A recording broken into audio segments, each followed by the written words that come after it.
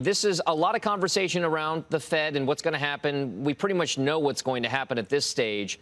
But what does it mean for markets? Is it constructive, or do we still have a ways to go to the downside, perhaps, before things bottom out? Hi, Dom.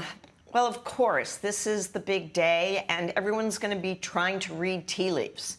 So the market, with an inability to do that exactly, is going to continue, we believe, to trade within a range. You know, you're up between the 50 and 100-day moving averages, and on the downside, maybe it's 3,500. On the upside, 4,100. That's where we've been trading for many months.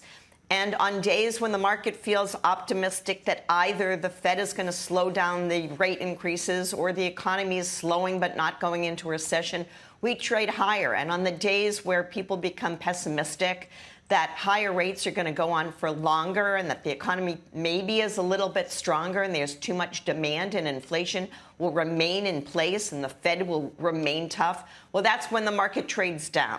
So the strategy really should be to try to find a comfortable place when you're in equities. And equities are still, by and large, oversold. They're not selling for very high multiples. But if you're looking for the right place, you have to have a mix between what is defensive and you feel comfortable with their earnings level and stocks that have been washed out and give you more opportunity over the next year or two. All right, and which stocks are those? Because, Kara, you always come armed with picks out there. I wonder, from a stock picker's perspective, what still represents a bargain for you in these markets?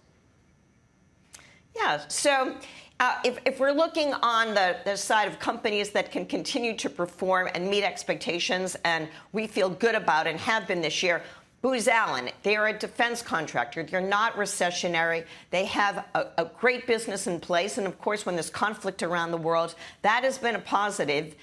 Whether or not they're consulting to those countries. But that's been a good stock this year. It does not trade for a high multiple. BAH, Waste Connection, all those waste companies, you know, they had a couple of years where offices and, you know, major commercial buildings were not being used. They are now. And that's improved the waste production. They have escalators within their clauses with municipalities. That's been a stock that's held in and is flat for the year. We still like it. O'Reilly Auto. I mean, other people like this one, too. You can see that the stock has been a big outperformer this year.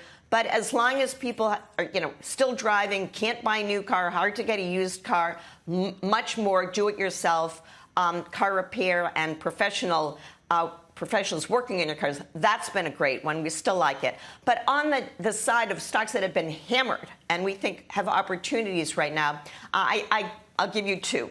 One is Salesforce, okay, CRM. Been a tough stock, down 43% this year. We think it can continue to grow earnings per share long-term, 20% a year. They had the Slack acquisition behind them. Might not have been the best acquisition, but it's integrated now. They have more cost control. There's an activist in the stock. We like that. And Charter Communications also been hit hard, 45% down this year. It's like a utility, being in the cable business, big cash flow generation, buying back a lot of shares. And we see this over the next year or two as maintaining its growth. You know, there's always a little churn, but people need their internet, and 5G is going to command that they have better internet service in their homes and businesses.